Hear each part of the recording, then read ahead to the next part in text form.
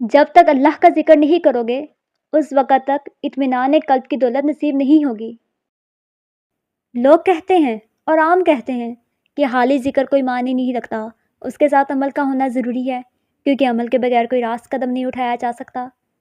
ان کا خیال ہے کہ محض حق سے کچھ نہیں ہو سکتا کیونکہ ایک ہی بات کو بار بار دہرانے سے آپ کے مقصد کا حصول نہیں ہوتا۔ بزرگان دین فرماتے ہیں کہ اگر املی کا نام لینے سے منہ میں پانی آ جاتا ہے تو اللہ کا نام لینے سے وجود پر کوئی اثر بھی مرتب نہیں ہوگا کیا؟ ایک نامی گرامی بادشاہ کی لاڈلی بیٹی بیمار پڑی۔